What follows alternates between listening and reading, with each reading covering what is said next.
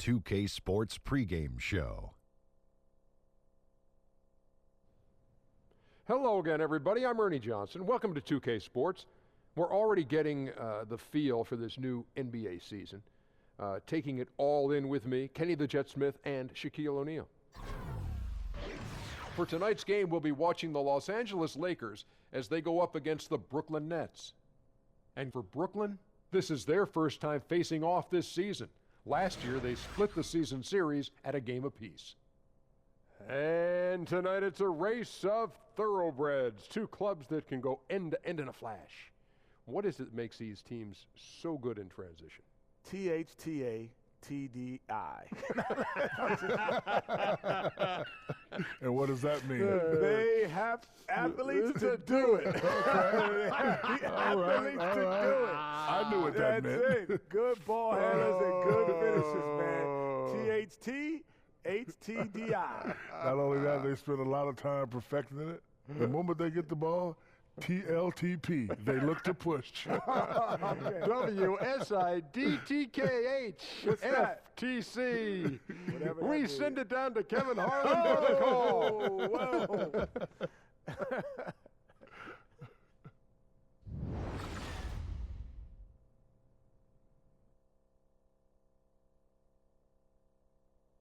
Oh, say does that star-spangled banner yet wave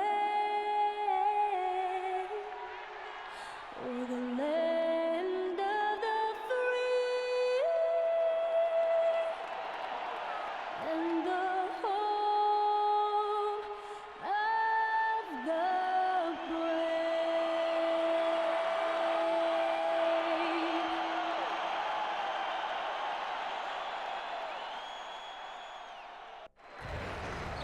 Welcome, everyone, to the sold-out Staples Center in downtown Los Angeles, California. It's the home of the Lakers, where we're broadcasting live today for 2K Sports. Hi, this is Kevin Harlan alongside Clark Kellogg, Greg Anthony, our Hall of Fame sideline reporter David Aldridge. And a special treat here tonight. Joining us courtside is five-time NBA champion Kobe Bryant. Kobe, great to see you. Thanks for joining us. No, I appreciate it, man. It's always a pleasure to stop by and help out. We're going to have a lot of fun tonight. I'm sure. With that road trip behind them, the Lakers ready to perform in front of their Los Angeles fans. They're still looking to settle into the new season, working on improving their record with each opportunity to try to pick up some wins. And you wondered coming into the season if this team might have some issues, and that's been the case here thus far. We'll see if they can address those issues. It's a long season and find a way to turn it around. Clearly some deficiencies in this roster that need to be addressed. I don't think anybody would disagree with that.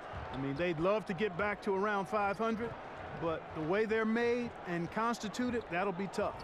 We are nearly ready for the tip-off, but first, let's hear from our very own David Aldridge. DA, it's all yours. Well, guys, Luke Walton played 10 seasons in the NBA, but it wasn't until near the end in 2011 that he started to consider coaching. Walton says, "I never thought about it until I hurt my back." Now, while he was out of action, Phil Jackson invited him to sit in on the coaches' meetings. Walton said, "I realized that I liked that side of the game." And Kevin, he succeeded Phil Jackson as head coach of the Lakers. Back to you.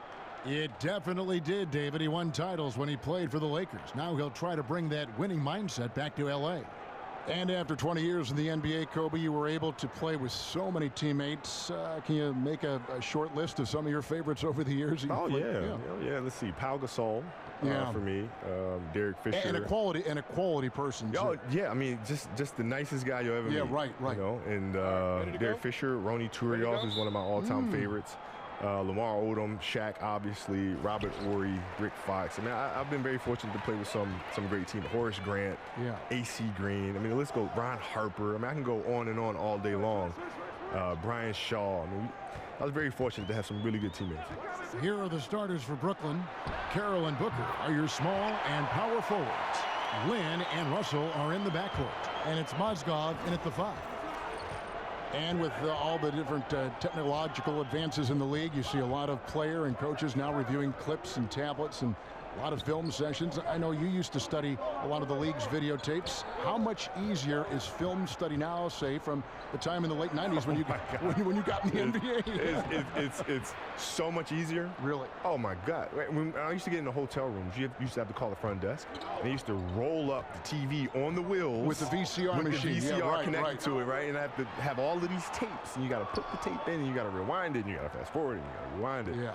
Now it's just everything's right there in front of you, right? And it's very easy to skip and go to the next game and then jump back to the game before or fast forward to the fourth quarter. I mean, it's so easy now. Now here's Booker after the miss from Contavious Caldwell-Pope. Down to 5 on the shot clock. Russell, no luck. Here's Los Angeles now. They're moving on after the tough loss they took at the hands of the Blazers. You know, they're the visiting team. It's a loud arena, very distracting at times, but simply no excuse for missing a ton of free throws. And you know what, Greg? I agree with you wholeheartedly. I mean, this is the NBA, the best league in the world. You got to block things out and focus on the task at hand.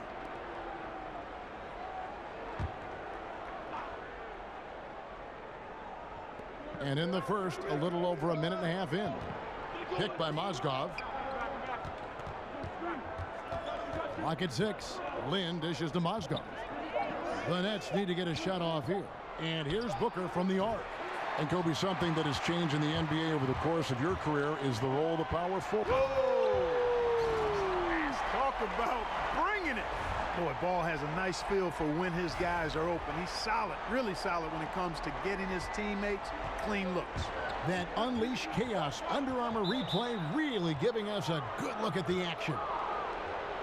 And Kobe, you look around the league and you see a lot of former players as head coaches, guys that you actually played against. Have you ever thought about coaching down the line? Nope. No, I have not. Not for me. You know, it's for them, though, but it's not for me. I would think that it would be tough to try to get the same result out of players you coach and not comparing it to the way you play, the way you prepare, the way you were coached. That's what I hear. I just don't have the desire to even think about it that far. I mean, it's not something that I'm into.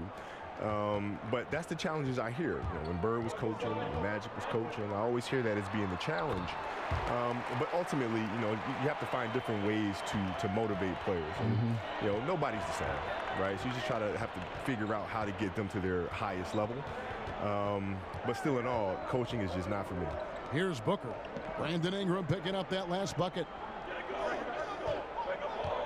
Mozgov kicks to Booker. Back to Mozgov. And it's going to be 2 free throws. Drew contact on the shot. Hey, Kobe, you know, when you take a look at great NBA rivalries, your mind goes more to the past than the present. I'm not sure why that is, but maybe you can enlighten us why rivalries seem to matter more or were more in our minds from yesteryear as opposed to today. Because we can recall where we were when. Right? Yeah, the recollection is always more powerful in retrospect, right? I mean, that's always, you remember where you were when, you know, Magic hit that running hook shot. Yes. You know what I mean? Some people can remember where they were when Nelson hit that shot that bounced off the back of the rim and almost touched the rafters and fell back in, you know what I mean? Right. So I think it's those memories that create a lasting impact. And even though in today's game, you can look at it and say, there's no real rivalries in today's game, there are. But they're only sink in over time. So you think the Cleveland Golden State rivalry, because the greats are on opposite sides there, will linger and will resonate like that? Absolutely. Mozgov hits them both. Hey, Kobe, after dedicating pretty much your entire life to the game of basketball, a game that I know you love, you said you don't miss it. Why is that? Well, because I've been through that process. I mean, I started playing a game when I was like 2 years old. And, you know, playing professionally for 20 years, I left no stone unturned. So there's no regrets there. You know, I've done everything I could possibly do. And truthfully, the game is still with me. You know, the discipline has changed. The industry might have changed. But the same approach, the same things that I've learned from the game, I carry with me to this day. So the game is still inside of me. Outside, Lynn.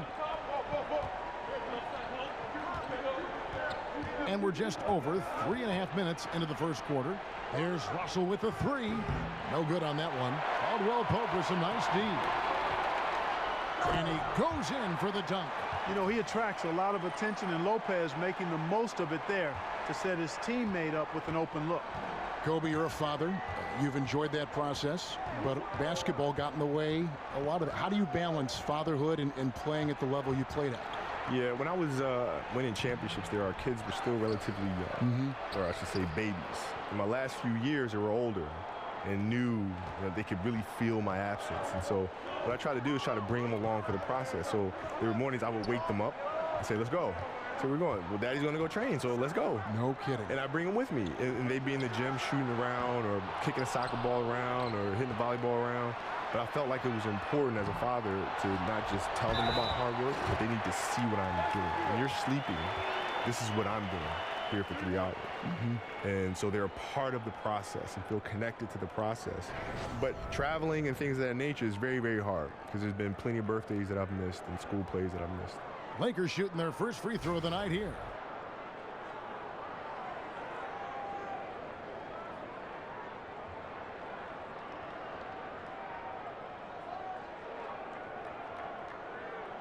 Mind the lanes. Mind the lanes. One shot.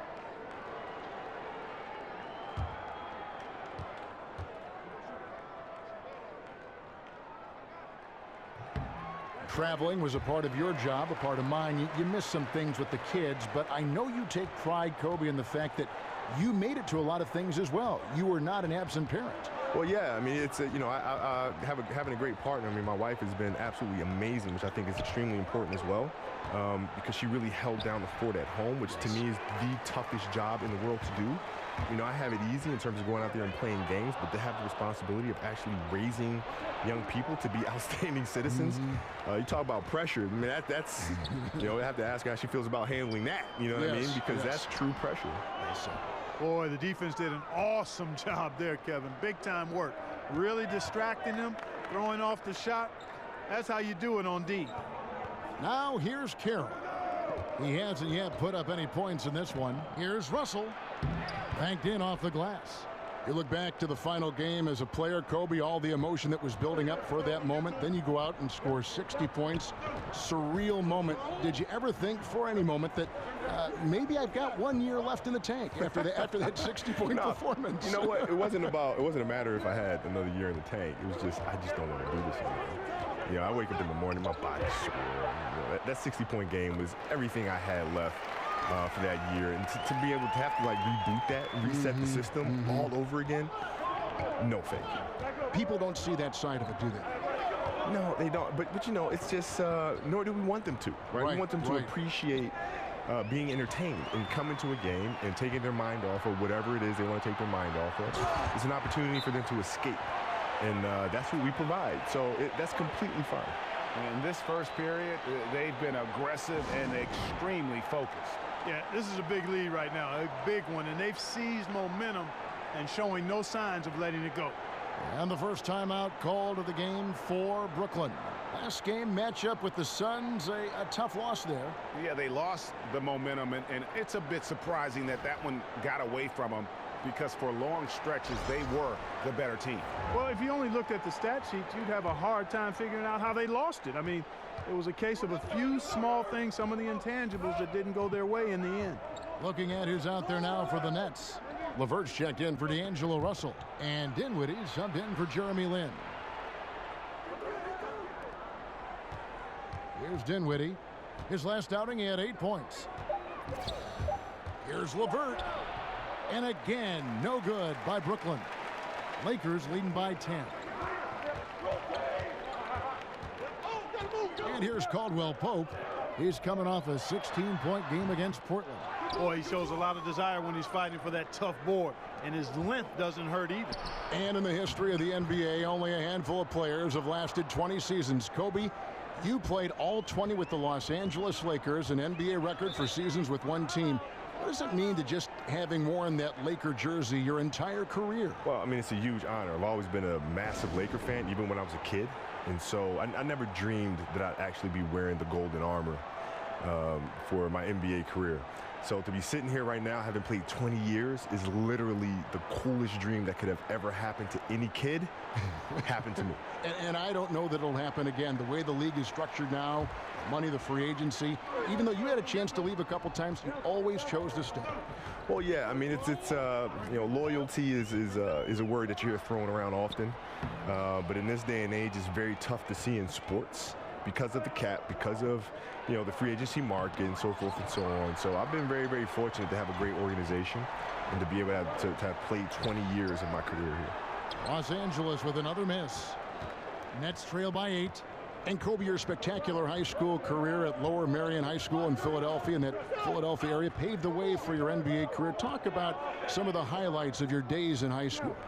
Well, my days in high school were fun. I mean, I played at a small high school called Lower Merion High School, so not too many people heard of it. You know, when you come to Philadelphia, the schools that you hear of are Overbrook, where Wilt Chamberlain went to school, Bartram, right, where Earl the Pearl Monroe went to school, right? But you never heard of little old Lower Merion High School, right? So it was a huge honor to be able to bring a state championship to Lower Merion and kind of put Lower Merion on a map. And that's the most exciting part about it. Oh, a terrific story indeed. A huge honor, I'm sure. Great effort, terrific instincts. It's just solid all-around play, Kevin. Zubac kicks to Clarkson, and he jams it after taking the nice feed on the run. Elevating like a rocket booster. Clarkson likes to get into the paint and finish at the rim. And Kobe, you've had so many fans from high school that carried over to your NBA days. In the stands now, in fact, you'll see fans with Lower Merion High School jerseys on. How cool is that? That's amazing. How cool is that? You know, to actually be able to see a bunch of Aces jerseys in the crowd when literally nobody knew where Lower Merion was. There's actually a school called Upper Merion. So everybody used to confuse the two. It's just say, hey, yeah, I saw you when you played at Upper Merion. Say, hold on, dude. No, Lower Merion, man, get it right. Don't forget it, Lower Merion. For Los Angeles, they have shot just one free throw earlier, 1 for 1 in the game.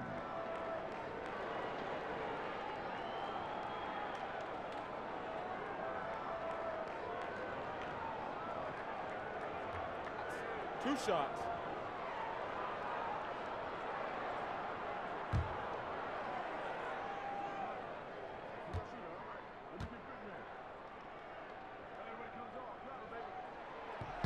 The free throw drops for Zubac. Well, Kobe, you look at all the former Defensive Player of the Year, and they're almost always big men. You were a 9-time first-team all-defensive selection in the NBA. Do you think guards sometimes get overlooked at the impact they have in a game and a play? Yeah, they definitely do. All the time, huh? I think the bigs have a huge responsibility in protecting the rim, and those things are very easy to measure. Right, block shots. Blocks and exactly. Rebounding, altering shots or defensive rebounds. For guards, it's tougher. But still in all, there's some guards out there who have done it. You know, Michael and Gary Payton and, you know, Kawhi Leonard, I count him as a guard. You know, they're just phenomenal defensive players. Where does that mindset come from, that defensive mindset, when you're an offensive gifted player like yourself? Well, I think that's a truly competitive person. You know, some players will call themselves competitive, but you're not truly competitive if you're going to compete at one end of the floor. That's not what true competitive people do. For a guy like yourself who made an incredible amount of three-point shots during your career, what is it like watching Steph Curry? Just how much has he changed the league? It was always watching the dunks of Jordan. Now you got kids that want to shoot the ball from distance. Yeah. Shooting the ball from distance now has kind of become like a home run in baseball, right? Where it's exciting to watch the ball in flight. I think it's great because it just adds more love to the game, more things that players could do or kids can do that can't dunk. Right? It's like dunking was the thing, right? But now for kids that can't dunk, there's something else that's fun. There's something else that's entertaining, like shooting threes. Right? So but boy, that takes a lot of work. Huh? Yeah, it sure does. I mean, it's a lot of hundreds of shots daily. Yeah, and it's a lot of repetition. I mean, you know, Steph, you watch him out there playing and making all these shots. He's put in hours and hours and hours of hard work and continues to do so. With that three-point shooting on the rise, Kobe, if you were coming into the league right now, would you try to lean more in that direction than the incredible acrobat that you were when you were in your prime? It depends who I was playing against. You know, I try to build my game to be able to do all those things. And you could. I mean, you're like one of the few guys that could do all this. Yeah, so it just depends on who I was matching up against, which determines then how I would try to punish the defense. I like that word. Yeah. I was trying to think of a softer one. I was like, no, punish is a good one. You're honest. And the Lakers with possession here. following the bucket by the Nets. Here's Clarkson. Great use of the pick to create room for the jumper. Clarkson's got 6 points. And the trend around the league, Kobe, is more offense, more three-pointers, certainly spacing, fluid offense. Scoring is up around the league in a measurable way from, it seems like, year to year. Do you like the way this is trending, or do you think the NBA should maybe put a governor on this, harness it in just a little bit? Well, I think it'll swing back to the way, I mean. Do you? Yeah, because the game has gone through that progression before. You know, it's constantly evolving. And so I think you'll see it swing back eventually. You'll have a couple teams that are just big and may have a dominant post player, and all of a sudden you're going inside, and then that team will win a championship, and then the rest of the teams in the league will try to copycat the way the game is played that way, and things will swing back. So it's just natural evolution of the game, I think. You know, he can be a little hesitant near the rim. We saw it there. If the defense offers just a little bit of resistance, he doesn't take it up quite strong enough. Well, you got to play against some great defenders in the NBA, like Draymond Green of Golden State and others. What are some of the things that, I mentioned Draymond Green, that he does as a player that you think separates him from the rest of the defensive guys in the league? He does his research. He does his homework. You can tell. Oh, yeah. I mean, you can tell. When you watch him play, he puts himself in position before the offensive player even attacks. And how does he know that? Because he's watching film. He studies. He knows the player's tendencies. And so when you mix in the research to go along with his frame and the quick hands and the foot speed, then you have a defensive player that's a force. Here's Dinwiddie. Back to Crabbe. Pass to Zeller. Tries again, and sticking right with it, gets the foul with the bucket, and he'll go to the line. Well, we've seen that movie a few times, haven't we? An easy bucket in the paint. Well, listless and lifeless at the defensive end. I mean, especially inside. They've really got to pick up that interior defense.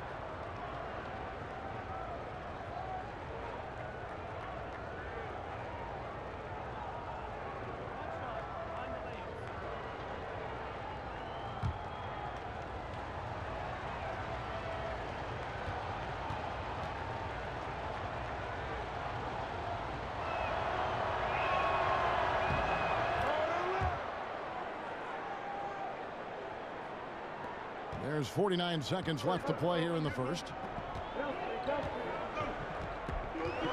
Here's Hart. Pass to Zubac. Takes the 13-footer. That doesn't go, and he's 0 of 1 from the field. Nets trail by 6. Down low. Here's Hollis Jefferson. Got him with the pump fake, but couldn't finish. Los Angeles has gone 1 of 2 from long range in the first quarter. Here's Kuzma. He's guarded by Cram. Randall with the bucket. The assist totals, Kevin, just continue to grow. They're way ahead in that category. Ball movement has been flawless. Clearly just an example of a different mindset between these teams. Here's Hollis Jefferson. Loses his man off the screen and lays it up and in. Hollis Jefferson's got his first basket. And with the physical gifts that Hollis Jefferson has, he plays a lot bigger than his listed height. Offense, the order of the day as the first quarter comes to a close. Lakers lead by 6. Live from the Staples Center, you're watching 2K Sports.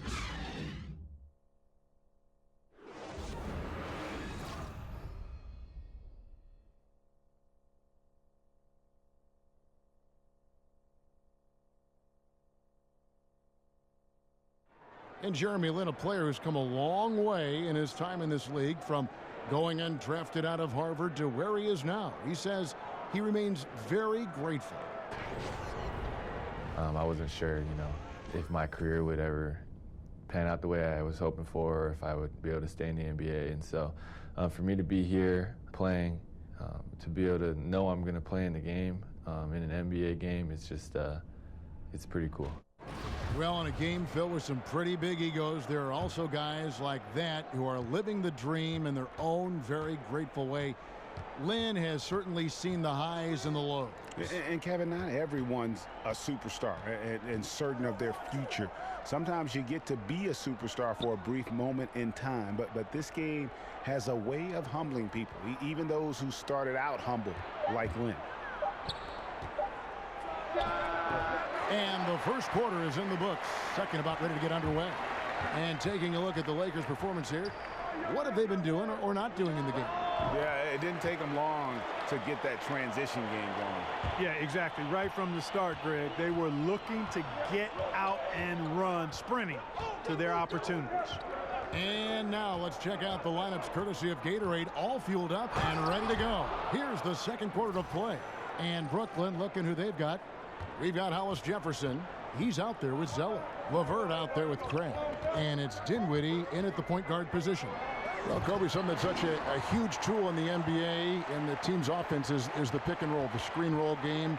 You've done it as well as anybody. Just how are the nuances and the attention to detail important to make that play work?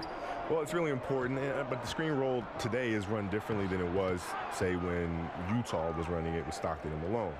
What you're seeing now is more of a spread floor screen roll action where it makes rotations very difficult because you have to rotate off of shooters at a distance. Right. So now what you tend to see more teams try to down pick and roll coverages and sending guys to one side of the floor and try to play the screen roll coverage with 2 men and try to not have 3 guys in the action. You have to rotate and now push your team behind. Right? And that it's a dance of, can you play the screen roll with just 2 guys? And on offense, can I force you to have a 3rd guy come in and rotate? If I can do that offensively, then you're behind.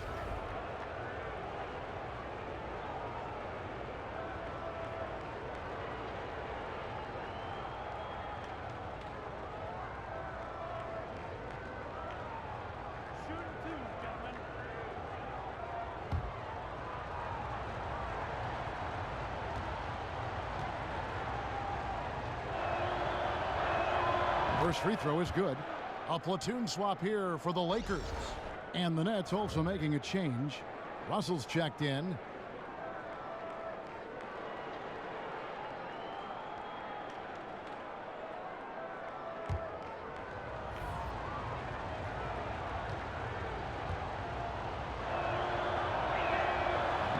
So he gets them both. And over the course of your career, Kobe, 5 NBA championships. Are there any of those that really stand out among the 5 that you accumulated? The last one, beating the Celtics. That was the hardest one by far to get. Why so? Well, you know, we're going into Boston now with the series tied 1-1. And Boston is absolutely excited about having this split and going home now and having 3 games at home, thinking that the series was not going to come back to L.A. And so that was an interesting playing flight for us, and then to go out and get the very next game, just to go down 3-2, coming back to L.A., and then to finally pull out that series after being down 15 in the 4th quarter against the Celtics. I think even better than that. Foul call that time on the way up. That'll give him 2 chances at the free throw line here. So going to the free throw line is Russell off a quick dribble drive. And some stats here, guys. The scoring breakdown for Los Angeles. They've made the commitment to get out and run, and it's paid off with some highlight reel plays in transition. The other thing that's helped them early tonight are the points they've been able to convert off turnovers.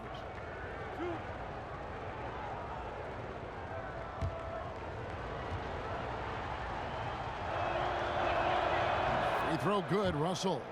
And getting to the line and hitting your free throws, a good way to get back into the game. It stops the clock and extends the game and allows you the opportunity to set your defense. They've been perfect from the line so far here in the 2nd quarter.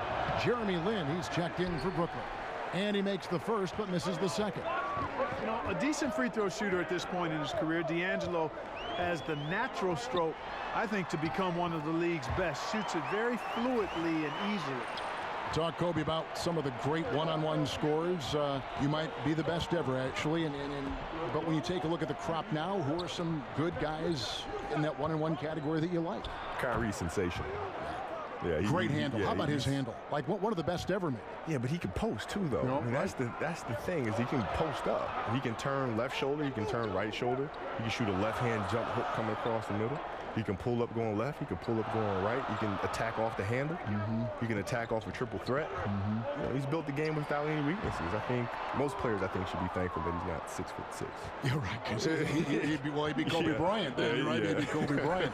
But I always thought that, and his dad played big-time college basketball, played in Australia. Your dad played. I mean, there is something inherent, regardless of how much, that comes from the son of a pro player. Growing up overseas as well. Exactly, in Australia. Growing up overseas as well. And look at his game being so fundamentally sound and having the basic structure There's a lot to be said for that. Absolutely.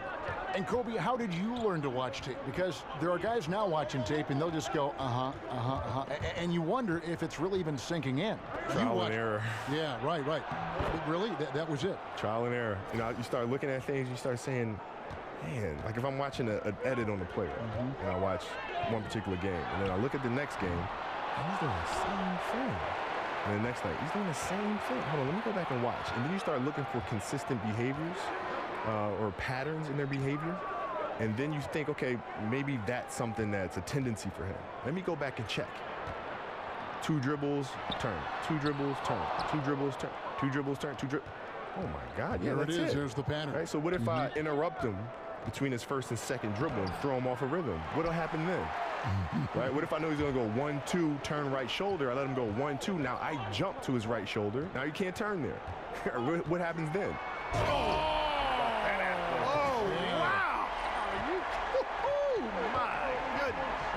And at 6'9", with that wingspan of his, Ingram is constantly prowling for these dunks.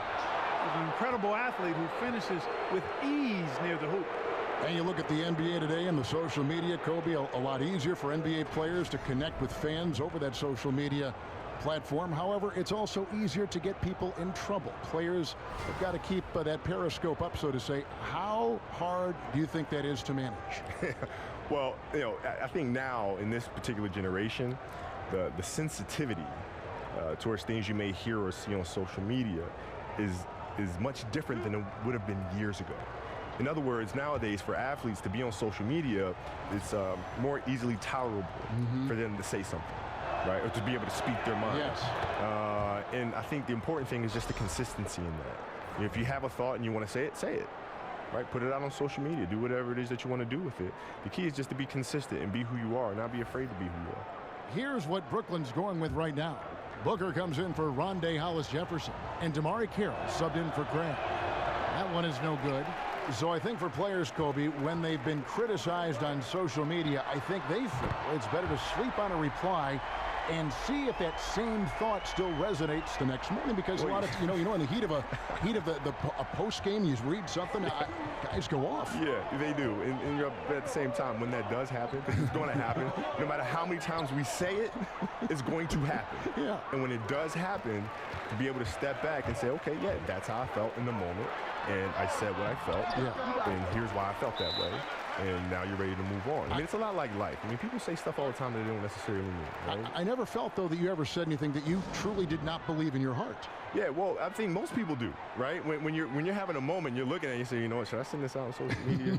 Yeah, I really believe this. I really do. And then you send it, and the next morning you're like, oh, no, what did I do? What? You had no regrets, though? No, I mean, everything's a life lesson for me. For all of us. Yeah. Mozgov, he's checked in for the Nets. A lot of different ways to lead in the NBA, Kobe. It seems like your leadership style evolved over the course of your career. Talk about that aspect of your game. Well, in the first half of my career, I was more of a tactician, more of a floor general.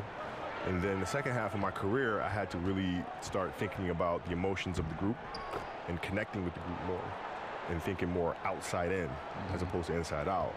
But I was also, I was very tough on the guys. I wasn't there to make new friends. I was there to help you be the best player you can be, to help us win a championship. Is it tough sometimes to have a guy that you were close to take some harsh criticism? No, because the goal is what? To win a championship. This is why we're here. This is why I'm sitting in this leadership position. I owe it to the team to help us get in that direction. And we can sit here and be nice to each other and tell each other what we think we want to hear. And then at the end of the season, we can all hug each other and say, you know what, we'll get them next time. Hey, Kobe, in recent years, we've seen a lot of players choosing in free agency to join up, join forces, join friends, other talented players. Think of Durant and Golden State, the big three with LeBron going down to Miami. What are your thoughts on that trend? Well, everybody's got to do what they feel is best for them. Personally, it wasn't really my cup of tea. I'd much rather compete against those guys and do it that way. If winning in LA wasn't going to happen, then it just wasn't going to happen. I wasn't going to leave and go someplace else and join forces to try to win a championship. How about recruiting players, like say, hey, come to the Lakers and you and I can do something special here? Yeah, I mean, listen, that's fine. I mean, that happens. Right? Players talk to each other, play with each other. But it never crossed my mind to try to recruit another top player that I'm competing against. Interesting. You know, like never. Like I've always wanted to compete against them. So that's a little strange to me. 2 shots.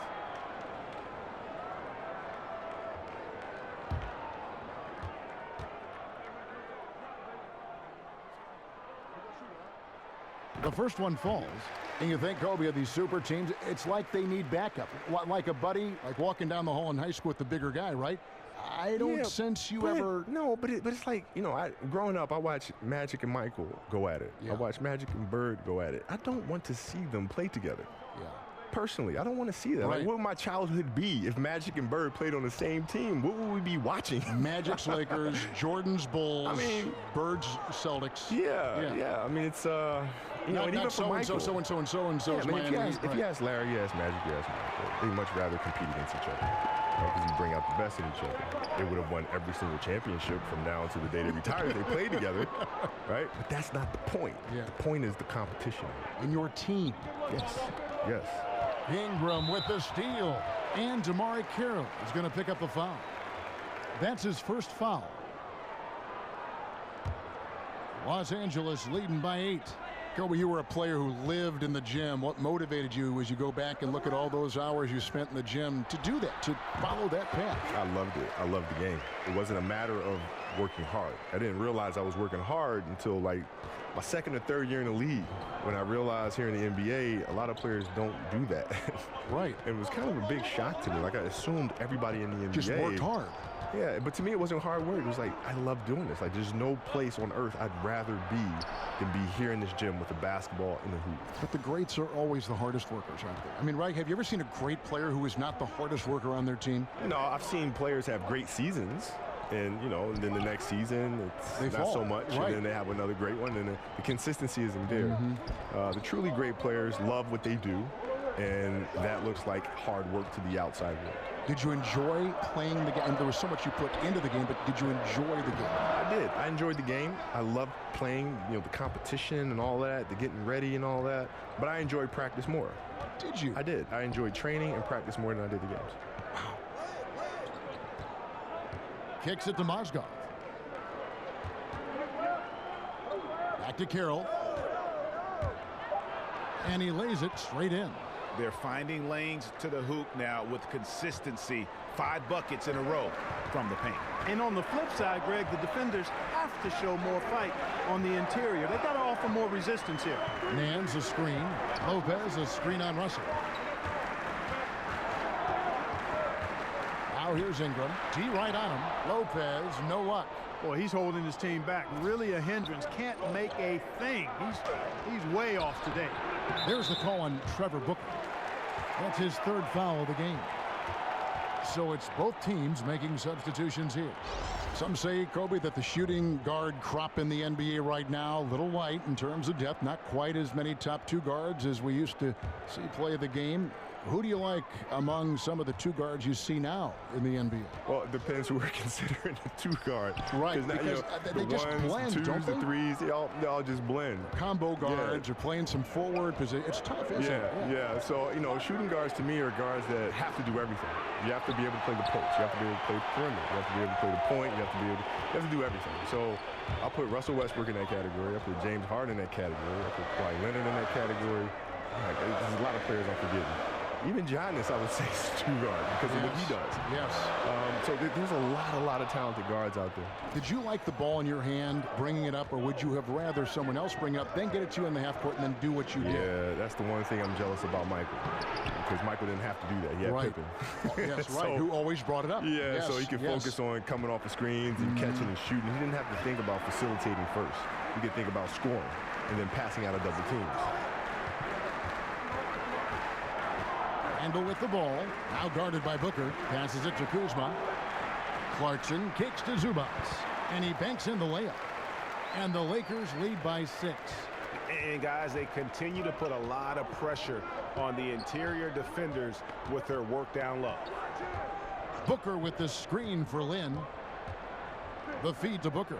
Takes the 13-footer. Again, the miss by Booker. Right thing there to stay that tight on him and really try to keep him out of his comfort zone. It's deflected, and they're able to recover. Randall with the bucket.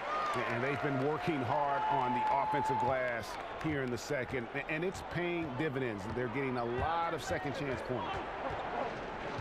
Lynn kicks to Booker. Right wing. Here's LeVert. He's guarded by Caldwell Pope. And there's the 3-second call, this one on the defense. The Nets have made 7 out of 9 when they've stepped to the line. And look back a season ago. They did a solid job at the line, about 79% of their free throws.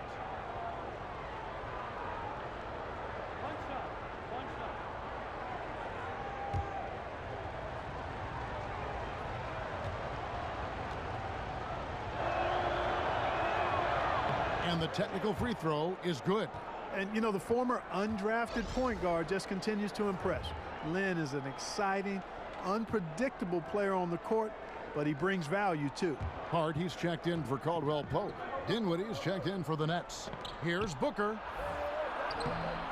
Randall grabs the board. Oh, great effort there. That's how you defend the paint. Exactly. Can't play it any better than that, Greg. And we'd like to thank you for stopping by, Kobe. Hope you come back and join us again. I definitely will. I had a great time, man. Thank you for having me. And Clark, you've been broadcasting for the entire span of Kobe's playing career. How is it to share a booth with someone who you've watched progress throughout their entire career?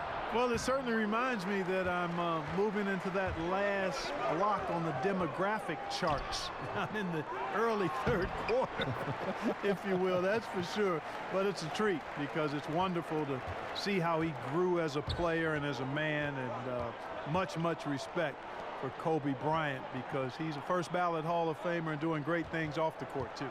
Here's Dinwiddie, goes to the reverse layup and drops it in. Dinwiddie's got 10 points in the game.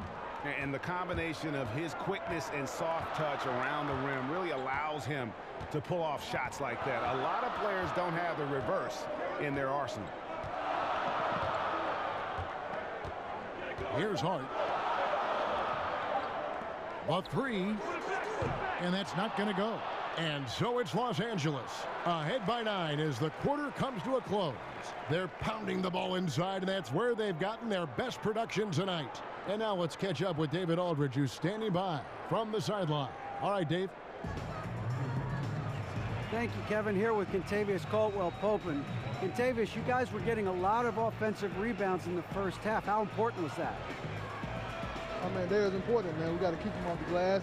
We can't get them second shot, and we got an offensive rebound too as well. Get us some second chance at the basket and just keep working hard. Well, you made it work in the first half, KCP. Thanks a lot. Back to you, Kevin.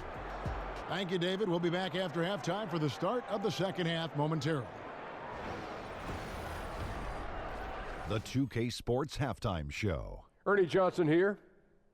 Got Shaq, got Kenny the Jet Smith. We welcome you back to the halftime show on 2K Sports. It's the Lakers out on top at halftime. They lead by 9 points. Shaq, what was your takeaway on the Lakers? Well, they're out in front tonight because of their offensive rebounding. Those second chance buckets came into play in a big way. Those are effort points, momentum builders, salvaging points off the scrap heap. You never heard me say scrap heap before, Ernie. I don't even know what it means. It just sounded good. Kenny, how'd you think the Nets were playing?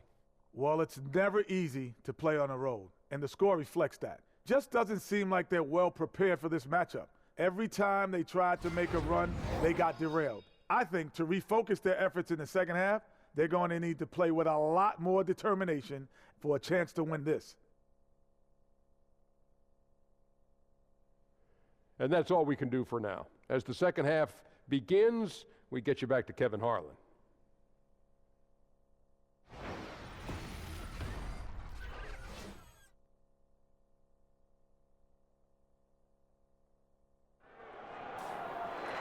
And the second half about to start here in just a few moments. Brandon Ingram has been sensational. And through the first 2 periods, it seemed he got to the paint whenever he wanted to, just a slasher's mentality. Yeah, you know, good things happen when he cuts to the rim, Greg, and you cut into the heart of the defense like that, makes things easy. And the third quarter about ready to get underway. And Clark, some great players who can score no matter the situation. With that in mind, who do you think are some of the best finishers right now in a congested lane in a lot of traffic? Well, there's only one guy on this list for me. I've never seen anybody do the contorting and the finishing from multiple angles against all size of defender that Kyrie Irving does. He is head and shoulders above any other finisher in the league, in my opinion. Nobody has done it like that guy does. The big men are Nance and Lopez. Ball runs point with Kentavious Caldwell-Pope to his side. They're the backcourt. And it's Ingram in at the 3, the small forward. That's the Laker 5. Pick by Mozgov. Off the pick. Good on that shot, and with that, the Los Angeles lead is cut to just 5 points on the basket from Booker. And the awareness from Lynn, outstanding. A true point guard who really sees the floor well. Here's Ball. Back to Lopez. And out of bounds as Brooklyn gains possession. And where have the shots been coming from tonight? Here's a look broken down by paint, mid-range, and three-point shot attempts so far for the Nets. And really, there's just such a lack of scoring for them from out at the top of the arc in terms of three-point range. And in today's game, you have to get scoring from the three-point range. And that area out above the free throw line extended is a real weak spot for them so far. Here in this third quarter, just over a minute play. And even 3-on-3 break. Here's Ball. Off the left rim and out. Nets trail by 5. And they have certainly been looking locked in offensively. They sure have. Staying aggressive and playing under control. Lopez with the steal. It's tipped. That's going to be out of bounds. Los Angeles will retain possession. So close to getting the steal there, but the deflection equally as effective. Yeah, refusing to give up anything easy. Solid defense, and I like that attitude.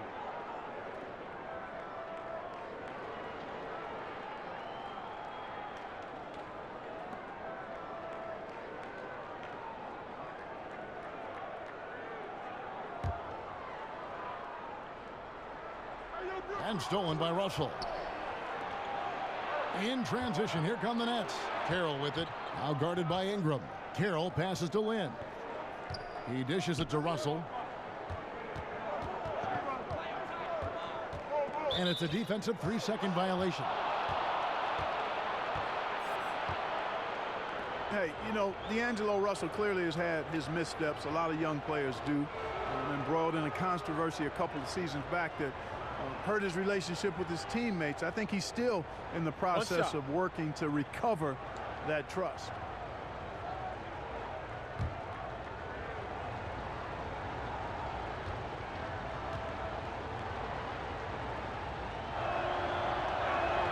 And that one falls for Lynn. And Russell in the past criticized Clark for his maturity or the lack of maturity. But, you know, Clark, we forget how young a lot of these guys are. Yep, well said. They are young, but there is a level of professionalism that you have to embrace pretty quickly. And D'Angelo struggled with that initially, but he's the kind of kid, he's smart, he wants to be good. I think he's going to zero in and put it all together because we know the talent is there. Now it's about maturing.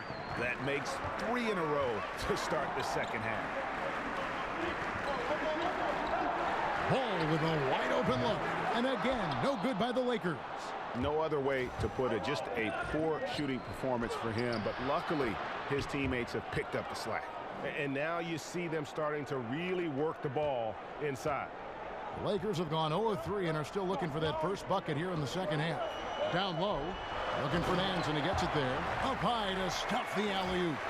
And how about the incredible timing on that alley-oop? He absolutely hammered it down.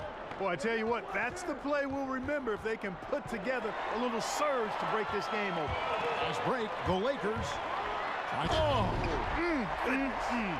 Mercy, mercy me. Oh, good anticipation. KCP reads the play, makes the steal, then quickly gets them out in transition. Back to Lynn.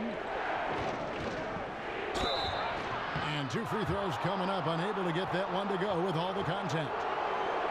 And going into last season, Jeremy Lin signed with the Nets for that 3-year deal and close to $36 million, and excited to make his return to really the birthplace of Linsanity. Unfortunately, the hamstring injuries cost him a huge chunk of that season.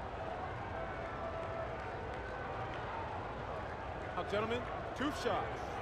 Roof shots.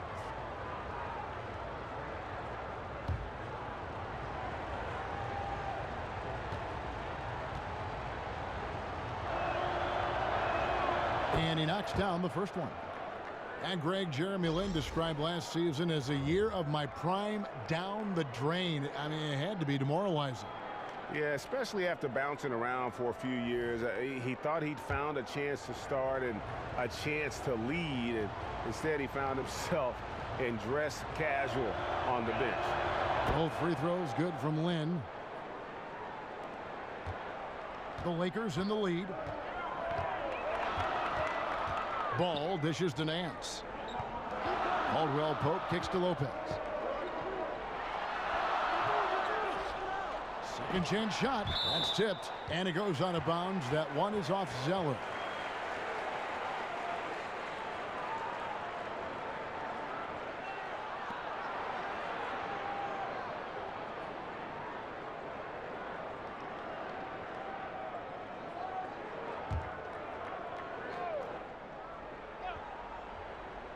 Third quarter of basketball here, and just a little under 3.5 minutes gone by. For Brooklyn, they've gone 4 for 4 from the field since the halftime break. Terrific start to the third quarter. You never pass for the sake of passing. You wait until the defense commits. Russell does that, finds the open man nicely. Ball, the pass to Ingram. The dish to Lopez. And Nance kicks to Caldwell Pope over Russell. That one a little long. Not sure what the D was doing there. Clearly a breakdown. You can ill afford to give a guy like him that good a look. Now the pass to Hollis Jefferson. Caldwell Pope against Russell. Zeller dishes to Russell. 4 on the clock. Buries it down low. Russell's got 4 points now in the quarter. The ball movement on this run has been fantastic and is a big part of why they've been able to get these good looks. Ball, the pass to Ingram. Down low. He's looking for Lopez and finds him. Los Angeles with another miss.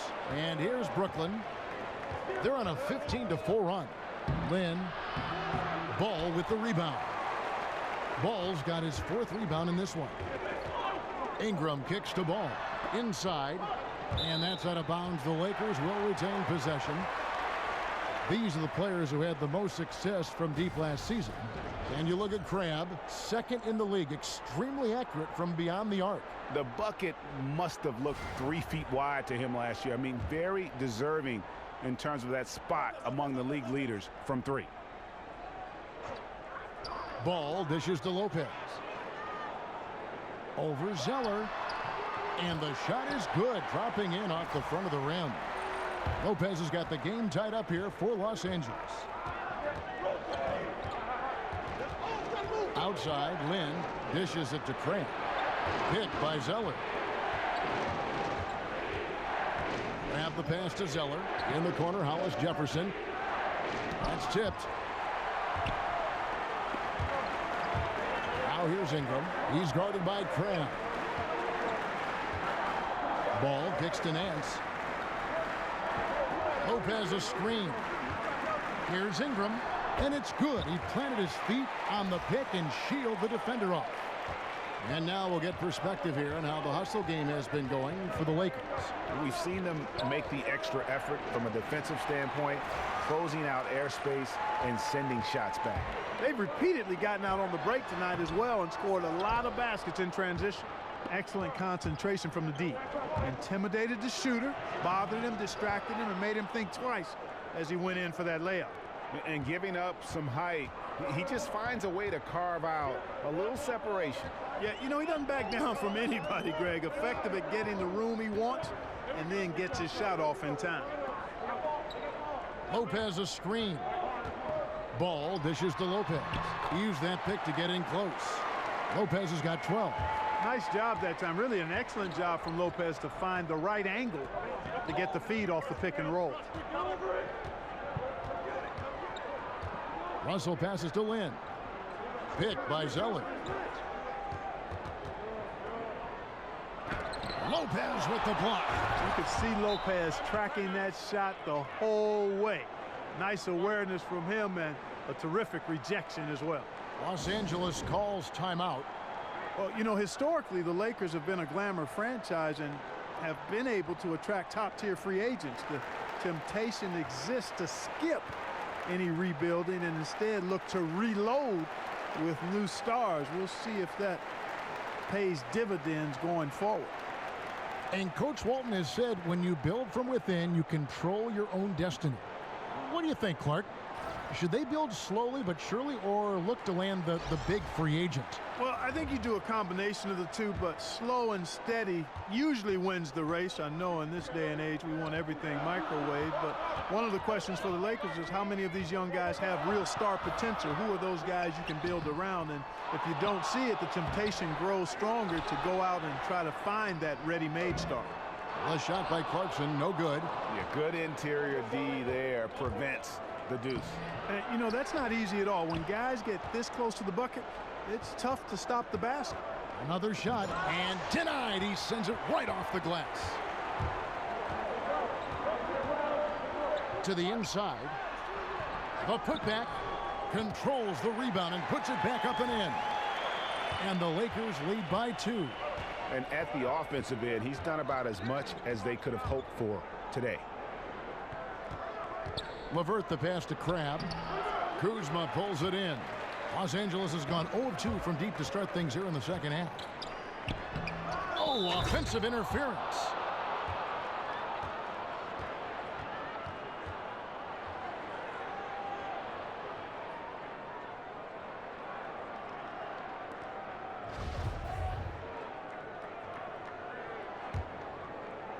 For Brooklyn, they've gone 8 of 14 on their shot attempts here in the third. Some pretty nice work. Picked by Zeller. Out to the wing. Hollis Jefferson passes to Zeller. The Nets working the ball around now. Here's LeVert. He's got 5. Here's Hollis Jefferson. And unable there to get the go-ahead bucket.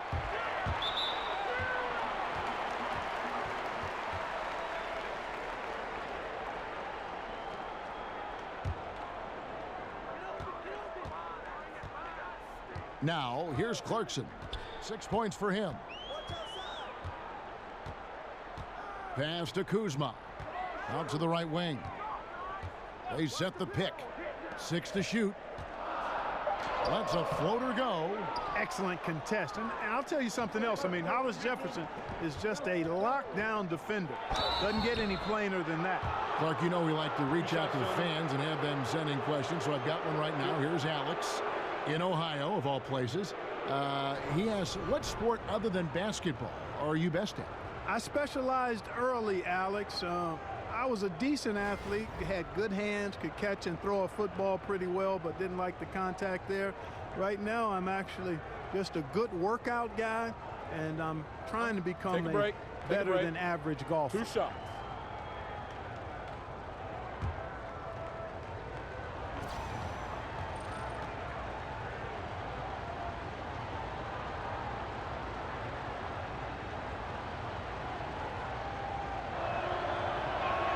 And the first one drops.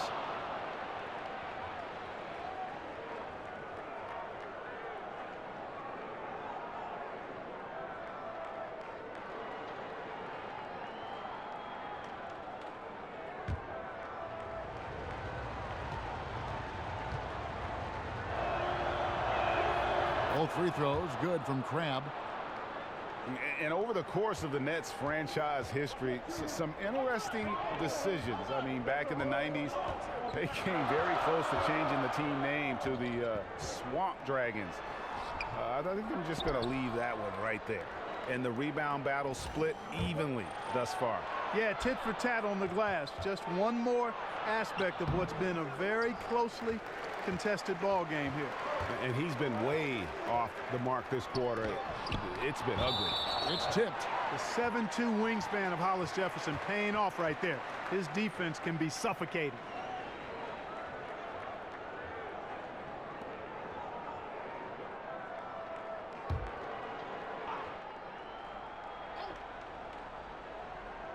Here's Clarkson. 6 points for him. Pass to Hart. He kicks it to Randall. Shot clock at 6. With some arc. There's Hollis Jefferson. And they take the lead. Hollis Jefferson's got the lead up to 2 now for the Nets. And a chance now to catch up on some numbers here. The hustle stats for Brooklyn. Contested shots and block shots. They're bread and butter defensively. They're giving up no easy looks. Yeah, but also they haven't missed a beat in terms of their fast break game. That's been equally as effective all night long. The Nets shooting 49% on the game. They'll take that. Here's Dinwiddie. He's covered by Clarkson. Crabbed from long range. Here's Dinwiddie. He can't get that one to fall. And the Lakers take it the other way. 13 points was their biggest lead in the game. Next up on the schedule, the Grizzlies. That'll be a home game. And that game is the second of 2 straight at home. LeVert the pass to Hollis Jefferson. Picked by Zeller. Here's Dinwiddie. And he comes off the screen and spins it through. And a sturdy screen set for him that time. And he doesn't fool around, just straight to the rim for the finish. No way for his man to get around that one. That's for sure. No chance, Kevin. I mean, the screen was in the right spot. His feet were set. He would have had to go straight through him, and that's not legal.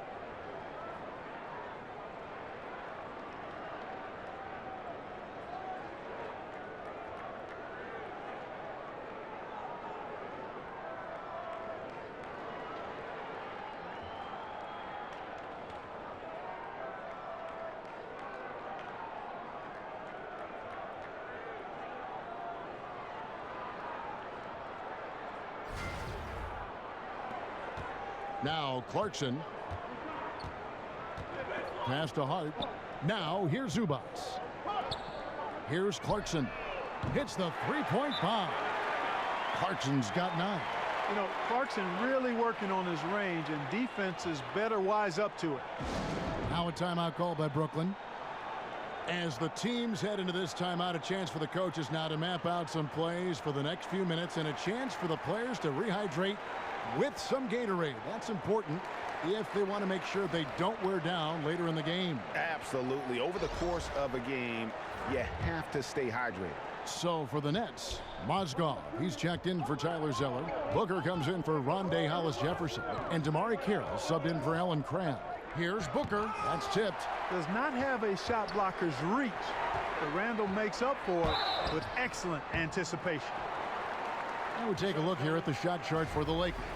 Well, they're going to have to look elsewhere for points because he has pulled a Houdini and completely disappeared from the offense in this one. Just no production from him, and nothing seems to be in rhythm for him right now. It's just not his night.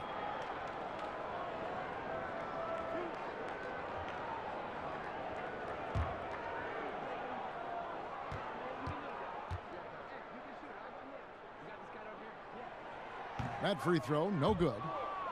Well, the Lakers last season, the worst defensive team in the NBA. Again, offense was a little bit better. Clark, what's the key for them offensively? Well, I think a couple of things. One, ball movement, utilizing everybody.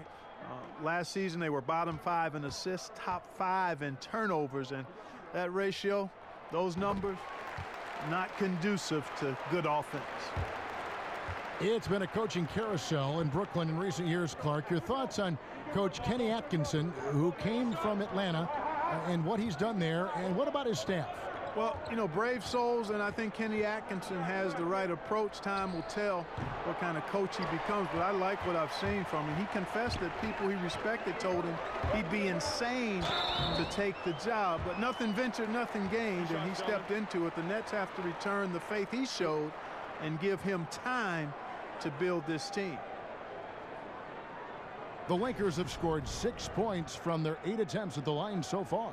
And as a group, they shot 75% from the line last season.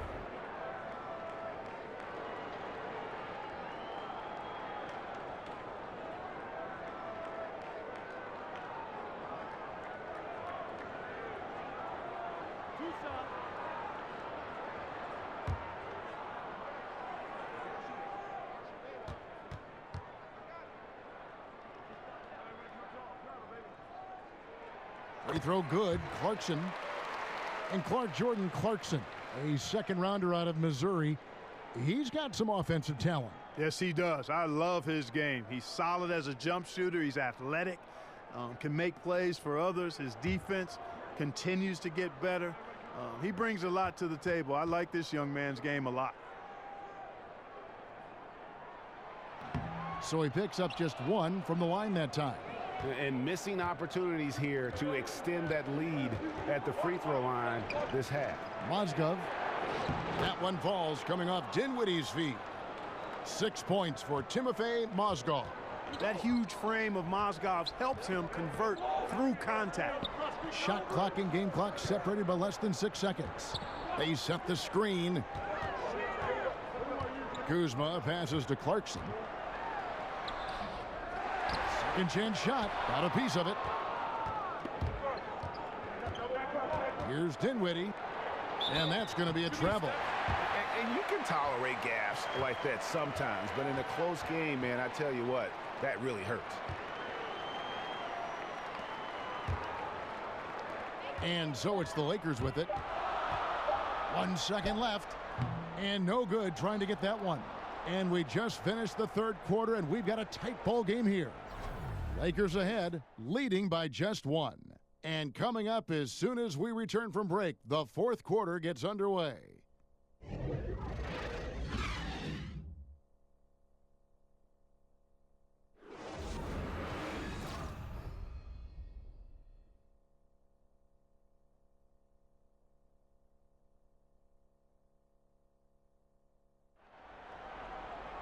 Thanks for joining us again as we get set for the fourth quarter. A terrific game so far.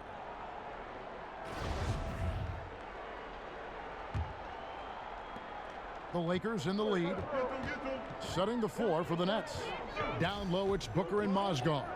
LeVert and Carroll are the wingmen. And it's Dinwiddie in at the point. Back to Clarkson. Lakers working the ball around now. There's a screen. Down to 5 on the shot clock. Sinks the triple. Such quick ups, Clarkson, giving the defense no chance to close out on it. Here's LeVert. Carroll passes to LeVert. Dinwiddie kicks to Booker. Randall grabs the board. Now that's what we're talking about in terms of the activity level defensively. You got to protect the rim. Textbook defense all around. Nice job at contesting the shot without fouling, and that's how you do it. Well done. Nets trail by 4. Carroll kicks to Booker. And the dunk by Booker. Yeah, you can't play this game without confidence, and Booker is very self-assured. I mean, there's not a shot out there that he doesn't think he can make. LA has gone 1 of 2 from three-point range here in the fourth. At the elbow, Randall. Over Booker. And the Lakers get it back. Feeds it to Randall. Lets a floater go. And so he earns a trip to the line. Official saw the contact, and he'll shoot 2. No question, he got bumped on that shot.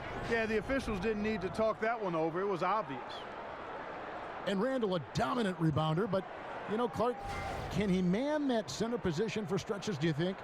I don't know, Kevin. He's a little undersized, but he has the motor. He's got the timing and strength, just not the length. He's not a natural rim protector, but sometimes effort can overcome your weaknesses.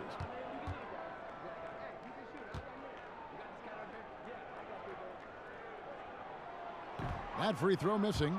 You know, it's been a bad day for them at the line today as a whole, and far too often, that's the case for this team. So for the Nets, Russell, he's checked in for LeVert, and it's Jeremy Lin in for Spencer Dinwiddie.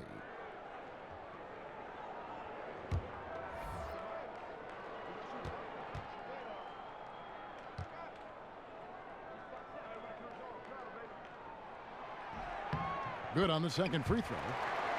And the Lakers breathe a sigh of relief this summer, retaining their lottery pick that had a greater than 50-50 chance of falling to the 76ers. And you know what, Kevin? That's a huge boost for the franchise, drafting Lonzo Ball. They kept their pick, but that means they will lose their 2018 pick. No upside to losing games this season. They're going all in. Lakers leading by 3. Ingram with it. He feeds it to Lopez. And the 3 off target. They've been struggling here on offense. Yeah, a bit of a dry spell for sure. Offensive rebound. Dives for it. The Lakers have gone 1 of 4 since the end of the third quarter. Now here's Ingram. Guarded closer. Whistle on the play. Bucket's good. He'll go to the line. Hey, I know Ingram looks a little wispy and light, but his strength is deceptive. You know, Ingram shot over 40% from three-point range his only season at Duke. Didn't hit near that mark in his rookie season with the Lakers, but no surprise, he's got to learn how to get his shot at the NBA level. But I think he's going to improve in that area and be a heck of a player going forward.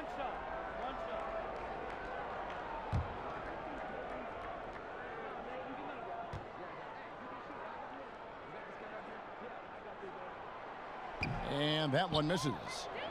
And Ingram has struggled at the free throw line, both in the NBA and in college. Yeah, and you know, I would agree with this assessment from scouts. Typically, free throw shooting percentage is really a little better predictor of a player's overall marksmanship. Still, I think Ingram's shooting will improve dramatically because he's got a nice looking shot, the mechanics. Now it's just about the quality of shots he gets and getting stronger, and he'll figure that out.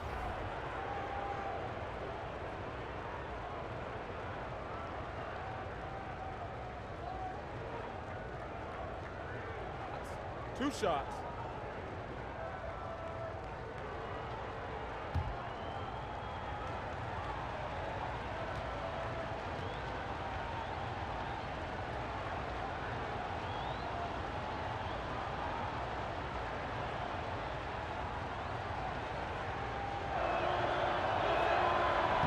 And he can't get the first one. Luke Walton is the 26th coach in Lakers history, and it was love at first sight for the Lakers. I mean, after one interview with the team and the top brass, the other interviews were all canceled, and the dream job was his for the taking, and I think he's going to turn out to be quite a good coach in the NBA. And the second free throw, good. And he called it his dream job. But a lot of risk for Luke Walton, certainly in Los Angeles. Lakers had just gone through the worst season in franchise history. Yeah, and, you know, not to mention the unrest in the front office, Kevin. In the end, though, for Luke, it was just too good an opportunity to pass up. He's a SoCal guy. He won rings in L.A., and it wasn't the safe move, but sometimes the best moves require some risk, and it was where he wanted to be. Carroll dishes to Lynn. Over Caldwell Pope. That one's good. The Laker lead is cut down now to just 4 in the basket from Lynn. Boy, I really like how Lynn positions himself. He's really good at getting to the hoop. Nance a screen. Ball kicks to Nance. Caldwell Pope left side. Off target from outside. Not his best game, but they're still getting it done collectively. Lynn the pass to Mozgov. Back to Lynn. Stolen by Ball. And here's the fast break. Ball leading the way. And Ball slams it in. Nice quickness displayed there by Ball. Lethal in the open floor. Actually, that's his best game. Open court basketball. Tough matchup for the D. Lynn dishes to Mozgov. Now here's Carroll. Not a lot of room. 6 on the shot clock. Here's Russell. Unable to get that one. Nance with some nice D. Ball kicks to Caldwell Pope. Lays it up and in off the pretty assist. And now it's an 8-point Los Angeles lead. They're getting on a roll inside. Their last 3 field goals have come from the paint. Yeah, the understated athleticism of Mozgov. When his knee is feeling okay, he gets off his feet pretty quickly. Now here's Ingram. Carroll covering. Caldwell Pope against Lynn. Caldwell Pope passes to Nance. That one goes in. Nance has got 4 this quarter. Yeah, liking the vision there from Caldwell Pope, looking to get his guys going when they're open. Lynn kicks to Booker. The feed to Carroll. Back to Booker. Mozgov, a screen on Lopez. Booker dishes to Mozgov. And it's good with time running down on the shot clock. And that's a double-double for him now. 10 points and 11 rebounds. And here is Ingram. Got a hand on it. Caldwell Pope against Russell. It's Carroll on the wing. Good, and it's Russell picking up the assist. Russell's got 4 assists now tonight. And the mentality that we're seeing from Carroll, even a spot-up guy needs to seize those opportunities. Kicks it to Ball. Lopez, a screen on Lynn. Here's Nance. Nance with another miss. Nets trail by 4. Here's Lynn. He dishes it to Mozgov. That missed basket now makes him 4 of 8 from the field. Here's Caldwell Pope.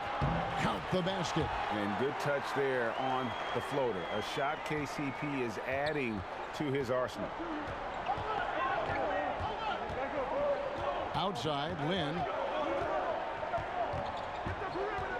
There's the dish to Carroll. They get a hand on it. Russell kicks to Booker. 11 feet away. A rebound by Brook Lopez. Lopez has got 10 rebounds here tonight. So active. Ingram wide open. And it's off from three-point range. He's still looking for his first three-pointer of the second half after making just 1 in the first. And Carroll gets it to go. Yeah, and they are living and dying from beyond the arc since halftime. It's a different look than what we saw in the first half. Caldwell Pope kicks to Nance. Lopez a screen. No one near him. Good. Nothing but net. And the Lakers lead by 5.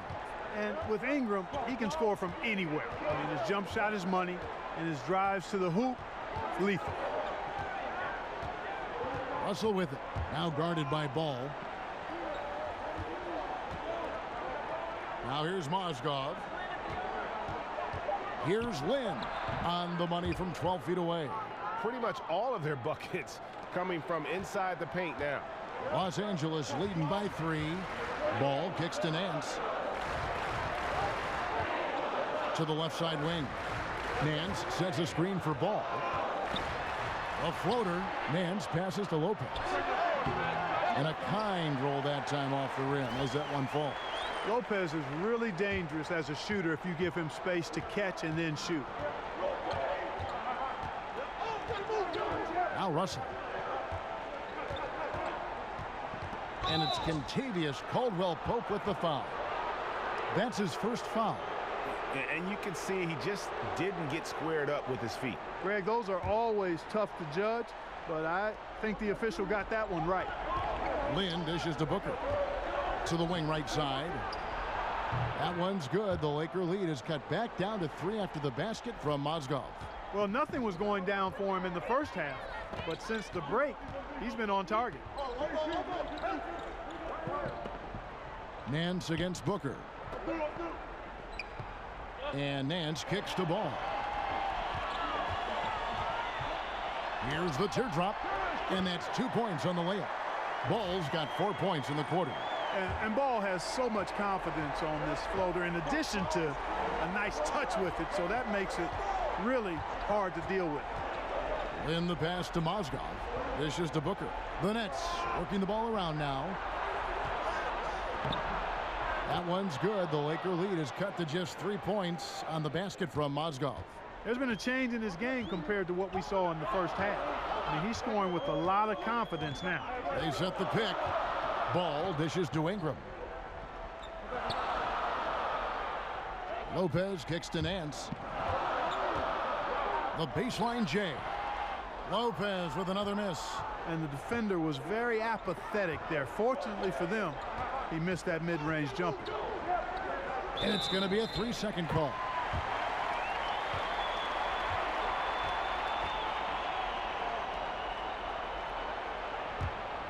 Lakers leading by 3.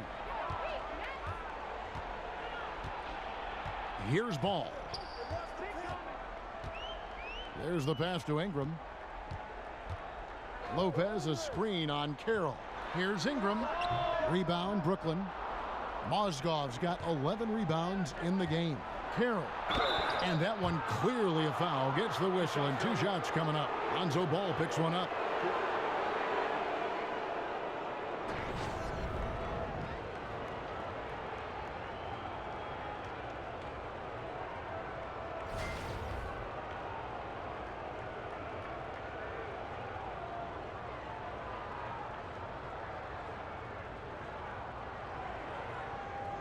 Take a break.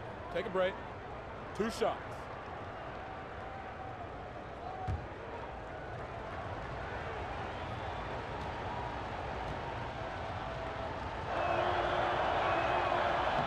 And that one falls for Carroll.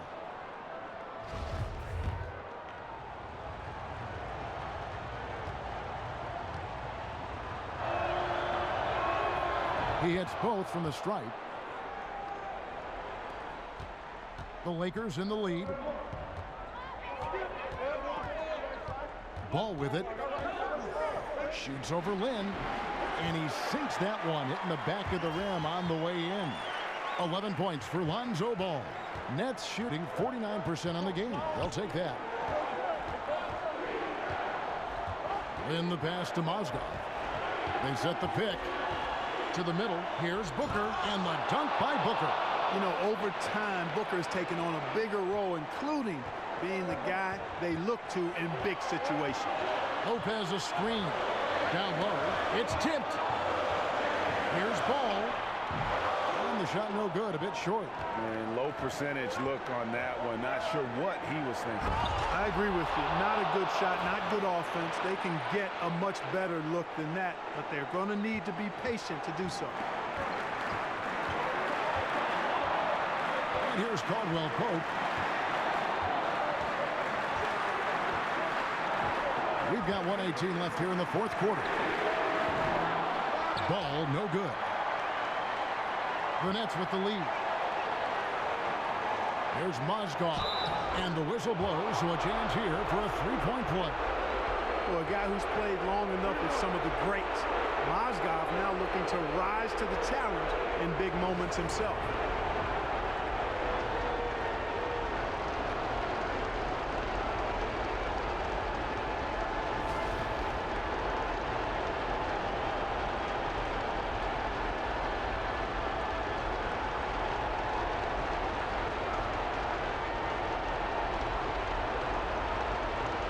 Shot.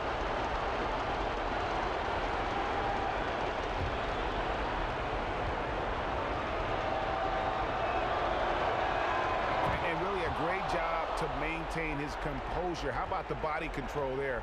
Now he gets the and one and turns this into a 2-possession game. Caldwell Pope kicks the ball. Pass to Lopez. Will it go? And it's Ingram missing. You know, the ill-advised threes isn't how you want to close the gap. They've got to have better shot selection. The shot by Carroll, no good. Here's Ball. Now, that is cold-blooded. Indeed it is. Love seeing him deliver when they need him most. No fear taking these shots. I love it. Now here's Lynn.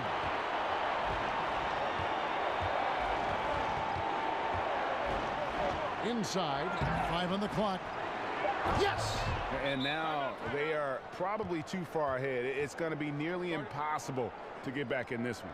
Yeah, I'm with you on that one, Greg. I mean, they're in a groove right now, up big, hard to envision them losing this lead. A chance now to recognize our Jordan player of the game, Timothy Mozgov. Yeah, and his percentage from the field tonight, just amazing. He hadn't just been gunning. He's been picking his spots, and And you need that kind of patience and discipline to shoot as well as he has.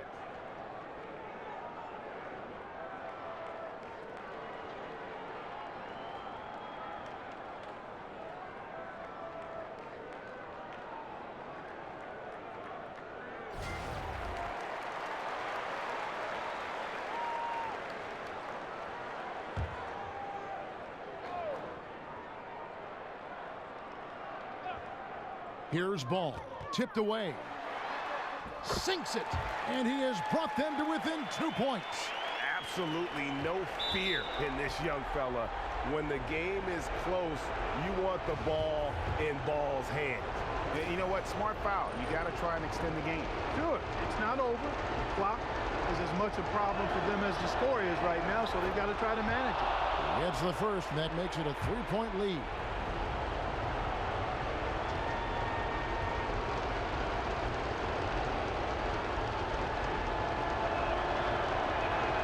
So he goes 2 for 2 at the line, and it's a 4-point ball game. Tell you what, that's a clutch moment for him right there, delivering at a big time in this game. Los Angeles calls timeout. They're trailing by 4. We've got 13 seconds left in the game. Guys, what's your take? It's going to be interesting to see what they draw up to get this quick shot. Whatever it is, got to be fast. I mean, can't waste any time at this point. We've got 13 seconds left here in the fourth quarter. But he gets it back. And I just love how he's banging down low. His hard work will let them use some more of the clock here. And in the moment of truth, KCP calling for the ball and delivering a powerful throw.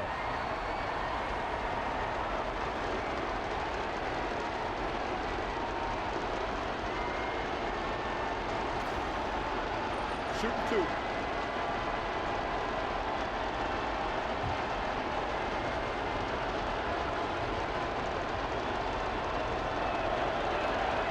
And that hurts as he doesn't get the first one to fall. Trying to focus now on the second.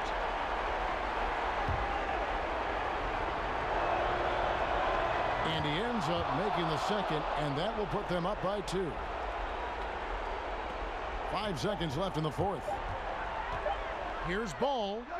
Oh, that shot had a chance, but no good. And so it's Brooklyn who scrapes by with the win. They break the hearts of every fan in the building with a dramatic late victory. And Kevin, this is the kind of win you have to take a ton of pride in. I mean, they battled with everything they had and came through when the pressure was at its highest. Well, folks, that's going to do it for now. For David Aldridge, Greg Anthony, and Clark Kellogg, this is Kevin Harlan saying thanks for being with us. We'll see you next time.